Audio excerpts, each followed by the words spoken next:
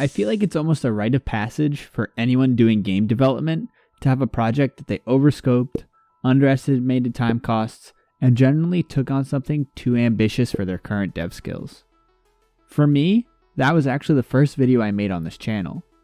It was a roguelike deck builder game, but instead of cards, it was dice that you collected, all with different abilities that would synergize together. I tried to jump into a game with the complexity to span a multi-year development schedule after essentially only creating prototypes and game jam games, so none of those nearly provided the proper experience needed to tackle a project like this. Even now, after creating some more games, I don't think I have the knowledge and ability to do something that ambitious.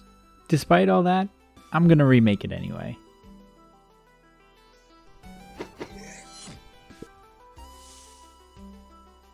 Look, I'm not just gonna run my head straight into the same brick wall I hit before. This time around, I'm doing things differently.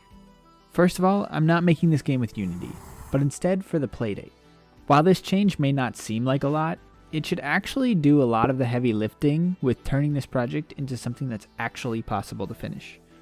With a 1-bit display and a small screen size, this will force me to tone down how much art I have to get through, and force the mechanics to be simplified overall to stay readable on the system. Along with the system change, I've tried to outline exactly what I want this game to be, and what mechanics I want in it. With the previous project, I really wasn't sure and was just experimenting around with different ideas, and while this isn't necessarily a bad thing, it can definitely lead to scope creep that can take over a project. When trying to determine exactly what I wanted to see in my game, I went on a binge of playing as many different roguelike deck builders and dice games that I could find in order to pick and choose a bunch of different ideas that I really enjoyed, along with adding in some of my own. A big decision I had to make was the general theming and story. The original game was set in a casino, but I wasn't fully into translating that idea to the Playdate. So, let me introduce you to the new main character. Why a frog, you might ask? I mean, he's cute, just look at him. Now, instead of a human in a casino, I've done a full 180 and you're now a frog who is fighting through his swamp in order to defeat the corruption and pollution that's overtaken it.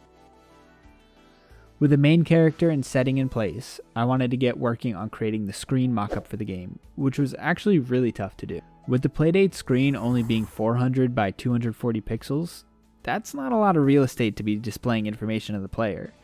It's free real estate. Based on the research I did on other games, I had a lot more mechanics that I wanted to add in, but I did trim the fat in order to make it simple and be displayed, which again was one of the helpful reasons why designing this game for the Playdate was possible. After trying a lot of different layouts, I came up with this current one. The biggest task was trying to get across what sides each die has, and what each one of them did.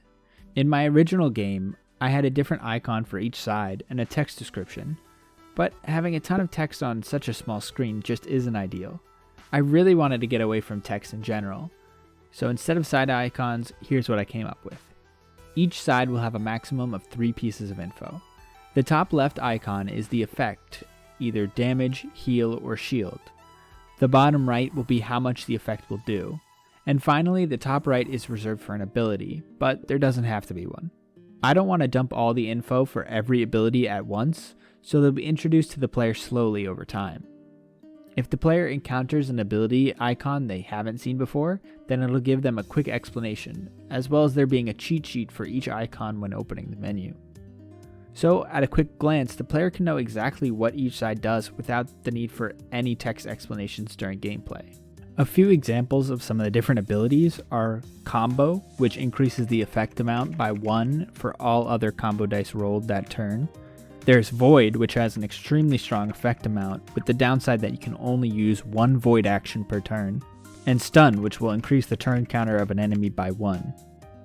When going to select a die, the player can press B to bring up what the dice looks like unfolded, showing each side. Each specific die layout will be associated with an icon, so that the player can hopefully learn what the icons do so they don't need to look at the layout every single time. Speaking of the icons, those came from this 1-bit asset pack that I got on itch in a bundle. Most of them do have to be tweaked a bit, just to fit with the exact sizing I need, but they're a really good base to work from. Next up is the enemies. I decided to have them work as a mix of Slay the Spire and Wild Frost.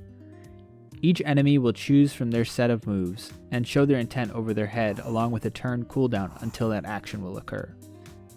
The first enemy I worked on creating was the spiky snail, and each going forward will follow the theming of an animal that is also an inhabitant of the swamp that's been overtaken and is now spreading the corruption. The player is displayed in the bottom left along with the health, but I wasn't sure where to put the shield amount they have. And thanks to the screen size limitation, I came up with the idea for the player to hold up an actual shield with the current shield amount when it's active, which I think looks really great. Finally, to round it out, I put a small amount of environment on the sides just to make sure the scene is properly set for where you are. In future videos, I'll make sure to get into some of the other mechanics as they're being developed. I'm looking for this game to definitely be the largest completed project I've ever done, but I've learned from my mistakes before, and I'm trying to find a good balance between creating an ambitious project, but also dialing it back to make it manageable. The Playdate recently released an on-system store of games that are hand-picked as the best of the best called Catalog, and my goal is to make it on there with this one. It's a large goal, so who knows if I'll actually accomplish that. If you want to find out, then stay around for the next videos on this game's development. Thanks for watching.